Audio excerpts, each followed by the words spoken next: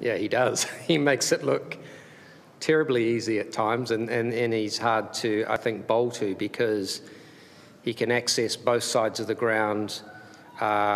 He starts from ball one and puts you under enormous pressure right from the very start. And he's also very innovative as well. He plays shots that are a little bit different, and can keep, I guess he can look at the field and have 2 or 3 options up his sleeve. So it makes him very, very hard to defend against. And look, he's a huge force in world cricket at the moment, and he's probably one of the most sought after wickets, I would imagine, all around the world. Yeah, it would be better if we were still playing the game out there. I mean, it's disappointing for the team, it's disappointing for the fans as well, that they don't get to see, I think, 2 quality cricket sides going hard at it. And yeah, just disappointed, I guess, for that. I mean, the series result will be what it's be, but for us it's about just, I guess, trying to get on the park and play the cricket. Well, probably reasonably even. I mean, we obviously want to try and take wickets if we can early and put India under a bit more pressure. I think it got pretty tough out there to grip the ball once it started drizzling, and that from both ends, and with a newish ball just makes it hard to grip, so it was hard to get our spinners in the game as well. But I think encouraging signs. Lockie Ferguson bowled some really good pace again. I think Matt Henry looks good at the crease as well. So yeah, I think there's still some positive things we can take from it. A little bit of both.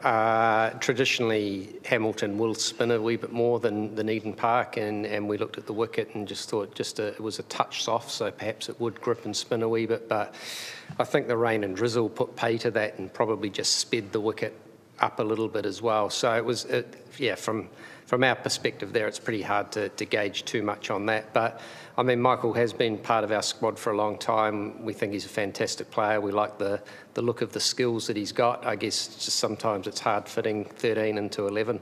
No, well, it's pretty difficult, really. I mean, we've got half, I guess, of one innings that could be played at 12 or 13 overs at the end of it. So, and the game changed enormously as well from the way you start. It's a 50-over contest down to a 29-over contest. It sort of looks very different, and I think India probably changed their order with Suryakumar coming up the order, which wouldn't have happened normally, or didn't appear to in the last game. So things change quickly, and I guess, yeah, it's just disappointing we couldn't get a full game in. Well, it's nice we're that. I mean, the rankings for me are a little bit irrelevant, really. I mean, once the game starts, it doesn't really matter what your ranking is. It's 2 teams playing against each other. I think we've had a number of consistencies in our team for a while now. We try and be very consistent with our selections and the way we go about selecting the sides. I think we've had a number of players that you will look at back in the history and say there's a number of players here that will be New Zealand greats as well, I think. And you put that sort of stuff together and look at how the style we try and play and try and play for each other out there as well. And I think the guys have done that really well over the last 6 to 8 years.